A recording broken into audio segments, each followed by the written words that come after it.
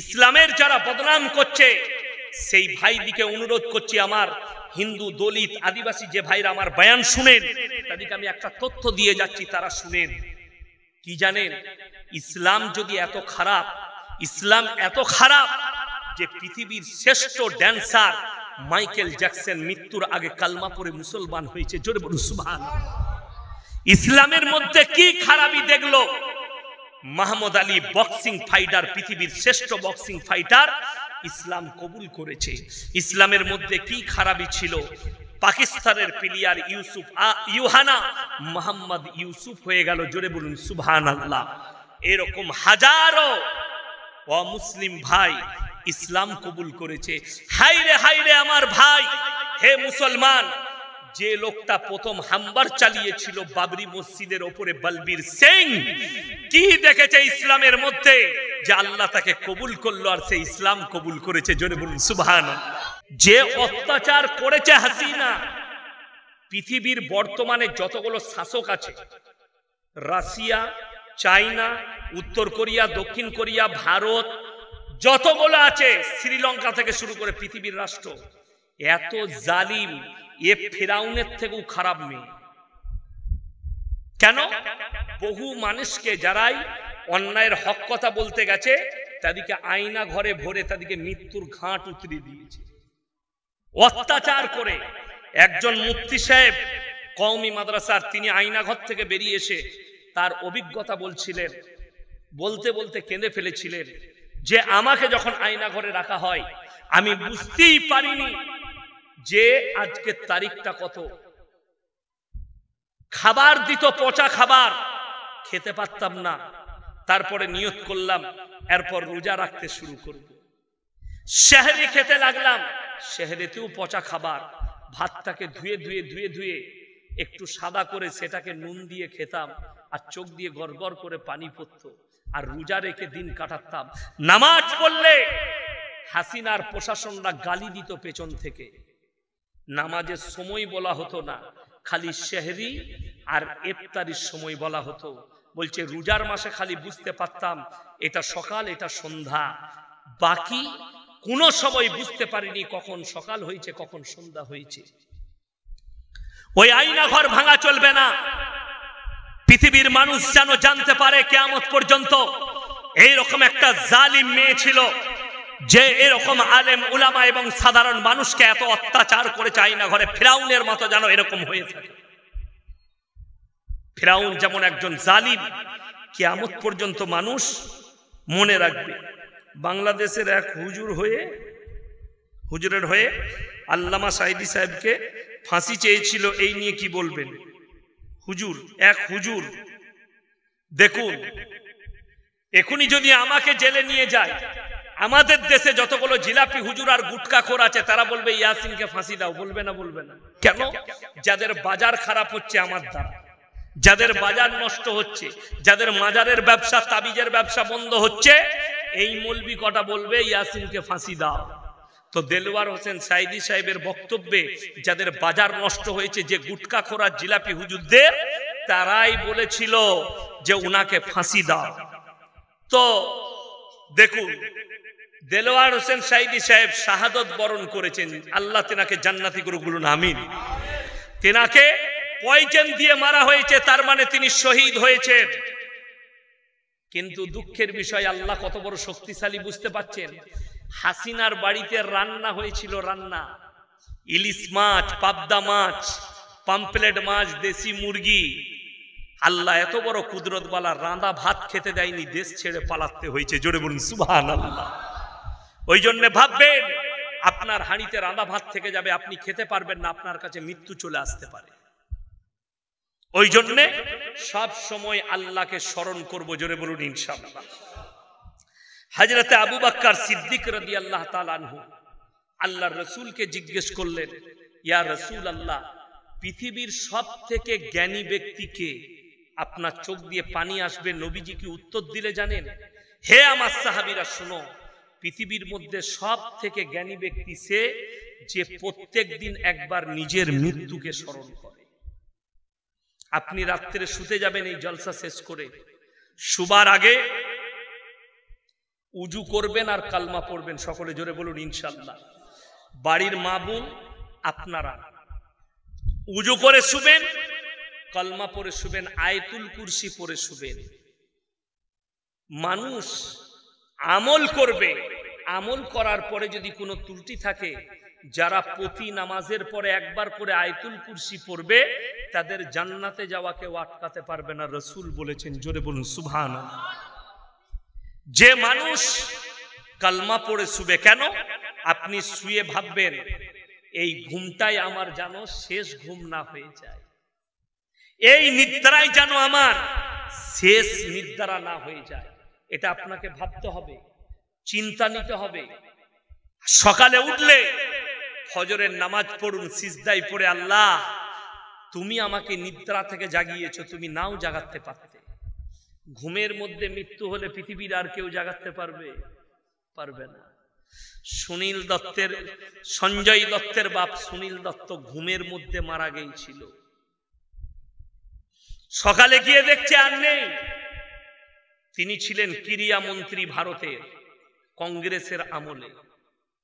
মৃত্যু, ঘুমিয়ে মারা গেছে, তার নাম আল্লাহ। আল্লাহ যার কাছে মৃত্যুর ডাক পাঠাবে পৃথিবীর আর কোনো শক্তি তাকে রুখতে পারবে না। আমার ভাই, অনুরোধ করে বলে যাচ্ছি, যদি নিজের আত্মাটাকে পরিষ্কার করতে চান, আমি একটা আমল বলে যাচ্ছি, সবাই করব, জোরে বলুন ইনশাআল্লাহ। সেই আমলটা হচ্ছে, আপনি কালকে করুন, পরশু করুন, রাত্রে যখন শুতে যাবেন আপনি উজু করে কালমা পড়বেন, আয়াতুল কুরসি পড়বেন, চার কুলটা একবার পড়বেন। বিছানায় শুয়ে ঘুম না এলে, ঘুম আসার আগে চোখটা বন্ধ করে নিরালায় ভাববেন যে আল্লাহ আমি আজকে মারা গেছি, বললেন আমি আজকে মারা গেছি, আমার মৃত্যু হয়ে গেছে। ভাববেন আমার প্রতিবেশী আমার লাশটাকে বারান্দায় শুয়ে দিয়ে চারিদিকে আমার মা বাপ, আমার বিবি, আমার আত্মীয় স্বজন কান্নাকাটি করছে, খুব কাঁদছে, আমি শুয়ে আছি।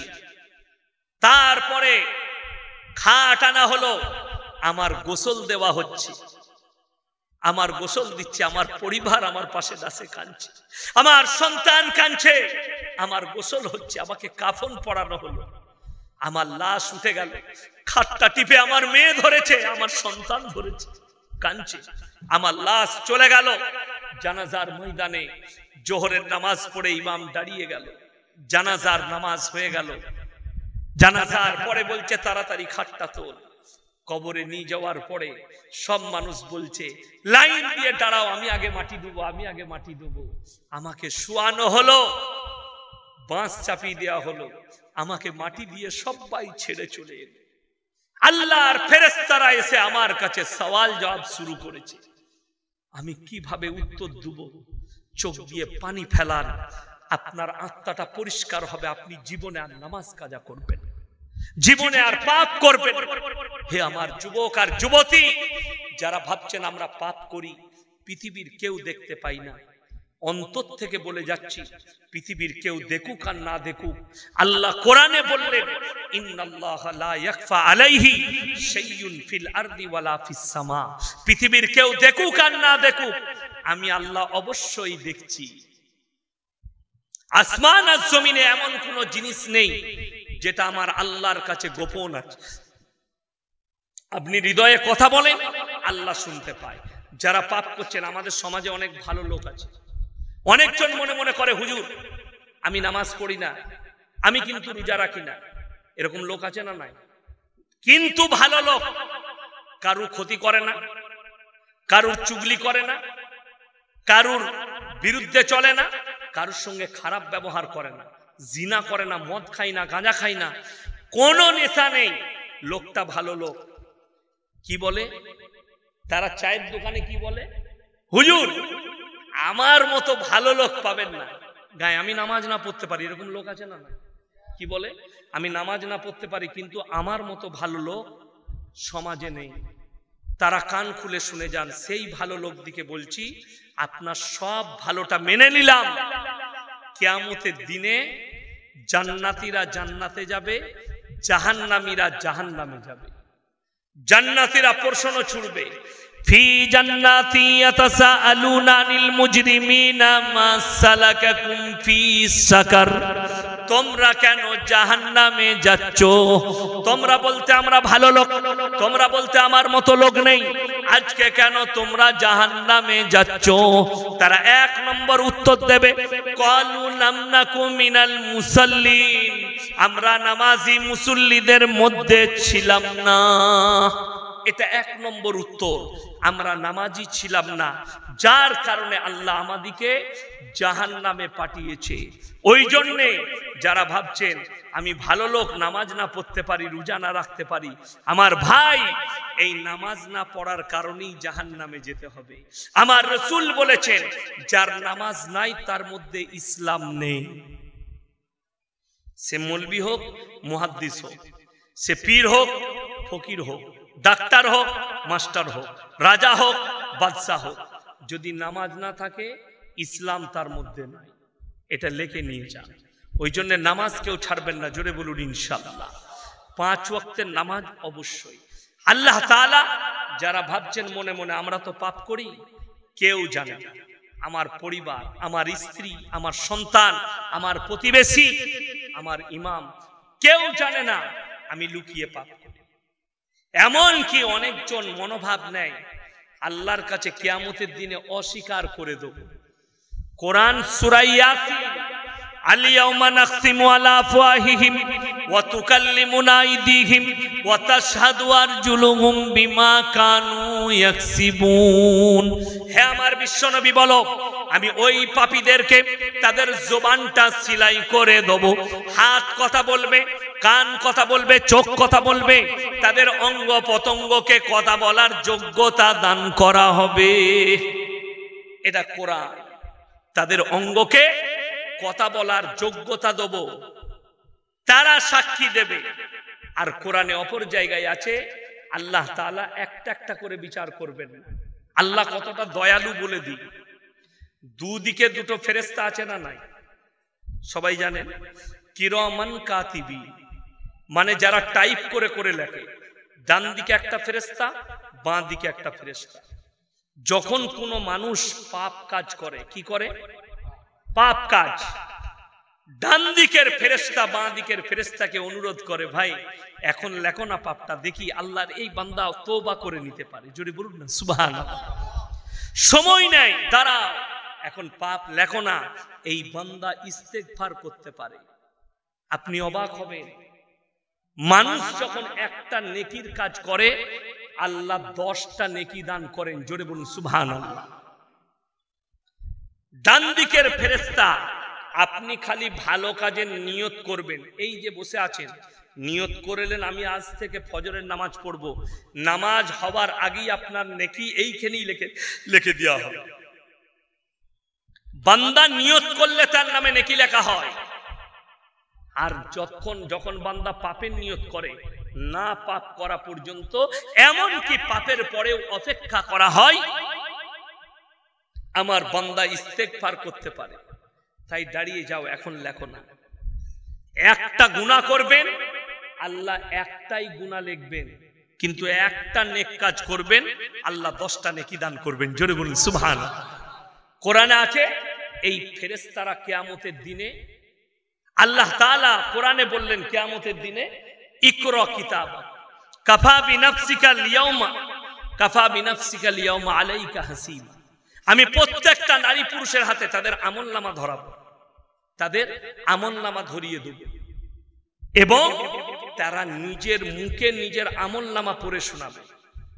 ডান দিকের ফেরেশতা যাদের ডান হাতে আমলনামা পড়বে তারা শোনাবে আমি কোথায় কোথায় ভালো কাজ করেছি। যাদের বাঁ হাতে পড়বে তারা শোনাবে পাপগুলো কোন জায়গায়, কত সেকেন্ডে, কত মিনিটে, কবে করেছি, সব লেখা থাকবে। তুমি নিজের মুখে পড়ে শোনাও। কিয়াম করা জায়েজ নাকি না জায়েজ? অনেকেই বলে যে এতে কোনো নেকি নেই, পাপ নেই। এই ব্যাপারে আপনি কি বলবেন? আমি একটা কথা বলি, কিয়াম শব্দের অর্থ হচ্ছে দাঁড়ানো। কি বললাম? দাঁড়ানো। আমরা নামাজে দাঁড়াই না ওটাকে কিয়াম বলা হয়। ওইখানে দাঁড়ানোটা কি? ফরজ। কি বললাম? ফরজ হলো। এখন বর্তমানে যেটা আপনারা আমাদের জলসা জুলুসে মিলাদে কিয়াম হয়, দুটো তবকা।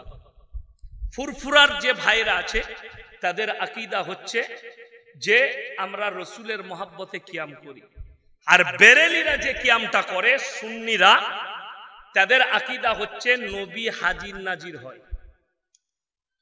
এই নিয়ত করে যারা কিয়াম করবে ওই কিয়াম করাটা হারাম। এক নম্বর আমি দলিল দিচ্ছি, যদি বলেন নবী হাজির নাজির হয় ওই জন্য নবীর সামনে কিয়াম করা হয়, তো যদি মিলাদে তাদের জলসাই যদি নবী হাজির হয়, তাহলে তুই হারাম কর চেয়ারে বসে কি করে বায়ান করছিস বে? নবীর সামনে বিয়াদবি। কথাটা বুঝতে পেরেছেন না পারেন? আচ্ছা, আমরা সবাই একবার বলুন তো সাল্লাল্লাহু আলাইহি ওয়াসাল্লাম। এটা দরুদ না দরুদ না? আপনারা বসে পড়লেন না দাঁড়িয়ে? বসে পড়লেন। আচ্ছা, নামাজে আত্তাহিয়াতু পড়েন না পড়েন না? দাঁড়িয়ে না বসে? আমার সঙ্গে আত্তাহিয়াতু পড়ুন। আত্তাহিয়াতু লিল্লাহি ওয়াস সালাওয়াতু ওয়াত তাইয়্যিবাতু আসসালামু আলাইকা আইয়ুহান নবী। কথাটা বুঝতে পেরেছেন? আচ্ছা, বসে পড়ি না দাঁড়িয়ে? বসে। আচ্ছা, ওইখানে যদি না দাঁড়ানো হয় বিয়াদবি হবে? আত্তাহিয়াতু বসে ওইখানে নবীকে বসে সালাম পাঠানোর হুকুম আছে, আর জলসাই যদি না দাঁড়ানো হয়। দেখুন, আমি একটা জলসাই বলেছি হারাম, এই জন্যই বুঝতে পেরেছি লিখেছে। কেন বলেছি তার অনেকগুলো কারণ আছে।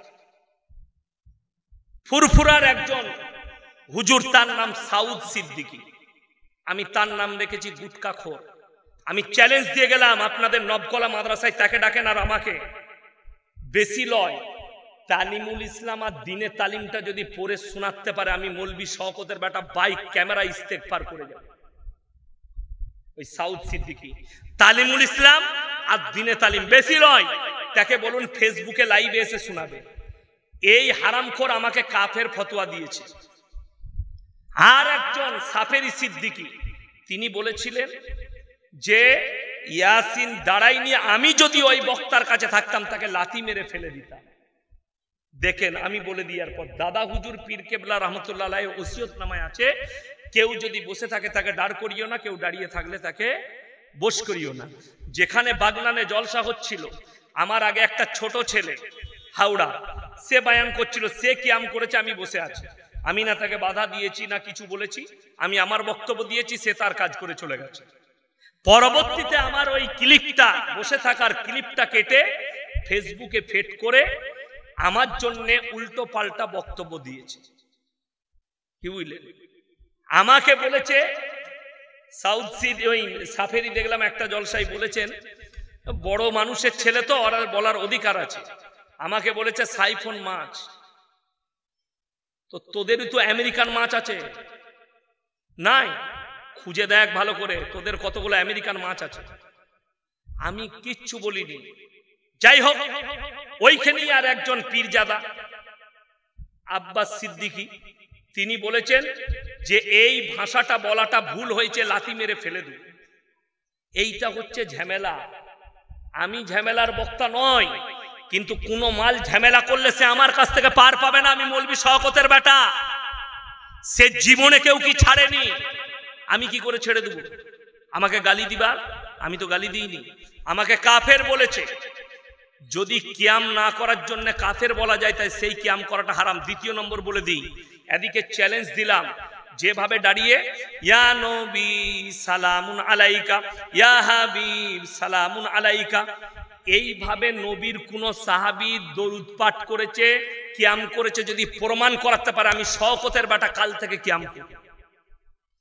স্টেজে এখনই নিয়ে আসুন, খালি হাদিস নম্বর বলবে, অমুক হাদিসে যে ভাষাগুলো কিয়ামে বলা হয় এগুলো আছে। আরে খেপা, সালাম তো দাঁড়িয়েও পড়া যাবে, যাবে না? যাবে না? সাল্লাল্লাহু আলাইহি, আমি দাঁড়িয়ে আছি, আমি নবীর নাম শুনলাম, বললাম সাল্লাল্লাহু আলাইহি সাল্লাম, তাহলে নবীকে দাঁড়িয়ে সালাম পাঠানো হলো? হলো না? হলো না? আমি বসে আছি, এখন জলসা করলাম, কতবার দরুদ পড়লাম? বসে পড়লাম না দাঁড়িয়ে? বসে। তাহলে আমি কি গুনার কাজ করলাম না আপনারা গুনার কাজ করলেন? ওই মৌলবীকে বলতে চাই, আসল কথা কি জানেন? আমি তো জানি কার ভাড়ে কি আছে। এই যাকে দেখছেন সাউথ সিদ্দিকী, মাদ্রাসার মুখ দেখে না, পীরের বেটা পীর হয়েছে, ভণ্ড। কবর পুজো করে, কবর পূজারি তাবিজ বিক্রি করে। ই আবার কন্টেকে করছিল কবর জিয়ারত, শুনেছেন? এ কন্টেকে কবর জিয়ারত জানেন না? মদিনা থেকে বলছে, আমার ভাইরা আমি এখনো 3 দিন মদিনায় থাকবো, তোমরা সবাই দরুদ পড়ে পাঠাও, আমি নবীর কবরে পৌঁছে দেব। কত বড় কন্ট্রাক্টর বুঝতে পারছেন? তার মানে আমি দরুদটা পৌঁছে দেবো, যাবার পরে আমাকে হাদিয়া দিবি, ওই করেই তো পেট চলে। তো বড় কষ্টের বিষয়, অথচ রাসূলের হাদিসটা শুনে যান। এই মাজমাই যতজন আমরা দরুদ পড়লাম, আর একবার পড়ুন সাল্লাল্লাহু আলাইহি ওয়াসাল্লাম। এই যে দরুদ পাঠ হলো, আল্লাহর ফেরেশতারা রাসূলের রওজা মুবারকে পৌঁছে দিবেন। জোরে বলুন সুবহানাল্লাহ। এই মাজমা শেষ হবে, দোয়া হবে, সমস্ত দরুদগুলো আল্লাহর রাসূলের কাছে পৌঁছে যাবে। এটা সহি হাদিস। অথচ বলছে আমি মদিনায় আছি, আমাকে দরুদ পাঠা, আমি রাসূলের কবরে পাঠাবো, মানে যাওয়া মাত্র আমাকে হাদিয়া দিবি। বড় কষ্টের বিষয়, দুঃখের বিষয় যে এই সমস্ত গুমরারা, যাদের কাছে ইলম কালাম নাই, এরা লোককে সঙ্গে সঙ্গে কাফের ফতোয়া দেয়। এতক্ষণ জলসা করলাম, আমি ভুল যে বলেছে তার কথা বললাম, কেউ কি কাফের বললাম? বলুন তো। কোন মুসলমানকে কাফের বলা যাবে না, সে দেওবন্দি হোক, বেরেলি হোক, আহলে হাদিস হোক, ফুরফুরা হোক, আজানগাছির হোক। তার হাকিকত না জানা পর্যন্ত তাকে কাফের বলতে পারবেন না, যতক্ষণ পর্যন্ত সে রাসূলকে অস্বীকার করছে না, আল্লাহকে অস্বীকার করছে না, আল্লাহর কোরআনকে অস্বীকার করছে না, কাফের নয়। মতবিরোধ থাকতেই পারে, আর কিয়ামতের সকাল পর্যন্ত থাকবে। কেউ ফুরফুরার মত নিয়ে চলে, কেউ আহলে হাদিস মত নিয়ে চলে, কেউ দেওবন্দি মত নিয়ে চলে। আরে রাসূলের হাদিস তো মিথ্যা হয়ে যাবে। নবীজি বলেছেন আমার উম্মতরা 73টা দলে বিভক্ত হবে, আর যদি 73টা দল না হয়, রাসূলের হাদিস মিথ্যা হয়ে যাবে। এখন কটা দেখেছেন? কাদিয়ানি, বাংলাদেশে হিজবুত তৌহিদ বেরিয়েছে একটা দল, এরকম হাজারো দল বেরিয়েছে। এই কালকেই আমাকে একজন বয়ান শোনাচ্ছিল, মুর্শিদাবাদের একটা বক্তার গুটকা করে, তার নাম জুবের। বলছে বাবা, কবরে তোমরা আজান দিবে। আজান কবরে? বলে হ্যাঁ, এই তো আমাদের দেশে মারামারি কি নিয়ে, জানাজার নামাজের পরে দোয়া হয়, হয় না? হয় না? অনেক জায়গায় দোয়া হয়, মারামারি দোয়া নিয়ে। বলছে দোয়া করতে হবে। আচ্ছা, জানাজার নামাজটা কি নামাজ? নামাজের সূরাতে মাইয়াতের মাগফিরাতের দোয়া। হ্যাঁ, দোয়া আপনি করতে পারেন কবর জিয়ারত করে। আপনি দোয়া করুন, হাত তুলে দোয়া করুন, বাপের কবর জিয়ারত করে, অসুবিধা নাই, দোয়া করা যাবে। কিন্তু আমাদের দেশের গুটকাখোররা 3-4টা দোয়া করবে, মানে লুঙ্গিটা যেন পায়, গেঞ্জিটা যেন পায়।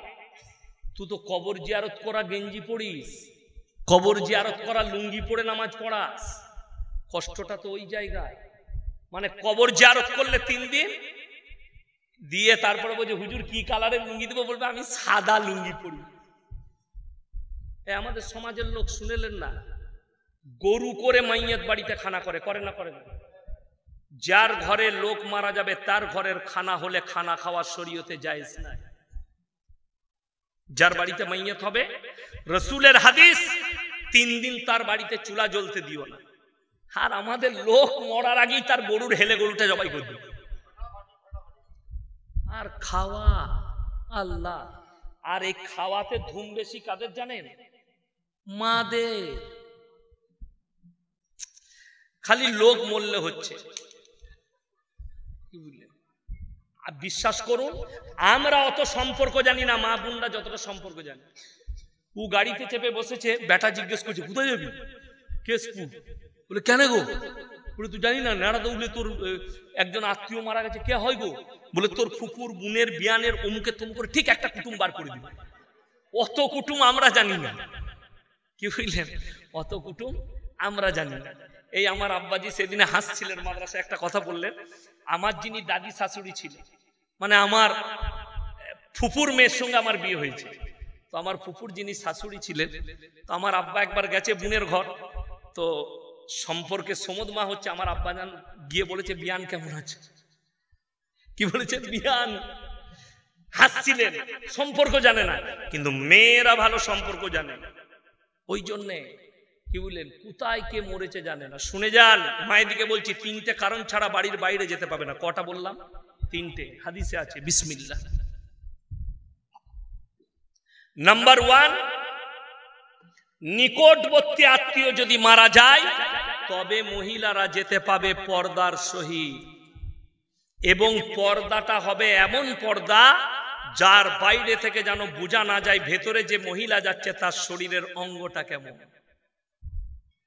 নাম্বার 2, শরীর যদি খুব অসুস্থ হয় পর্দার সহিত ডাক্তারখানা যেতে পাবে। নাম্বার 3, হজ ফরজ হলে হজ করতে যেতে পাবে, যার সঙ্গে বিয়ে হারাম তার সঙ্গে। কথাটা বুঝতে পেরেছেন না পারেননি? যার সঙ্গে বিয়ে যায় যাচ্ছে তার সঙ্গে হবে না। চাচতো ভাই, মামাইতো ভাই, ফুফুইতো ভাই চলবে না। যার সঙ্গে বিয়ে হারাম তার সঙ্গে যেতে পাবে, এটাই শরীয়ত। এর বাইরে বাজার ঘোরা যদি কোনো মৌলবি হাদিসে দেখাতে পারে। জানেন মোবাইল কত ক্ষতি করছে? মোবাইলে একজন সুন্নত লিখেছে, নবীর সুন্নত বিবিকে ভালোবাসা। নবীর সুন্নত হচ্ছে বিবির সঙ্গে কাজে হাত লাগানো। নবীর সুন্নত বিবির কপালে চুম্বন দিয়ে বাড়ি থেকে বের হওয়া। নবীর সুন্নত বিবির খিদমত করা।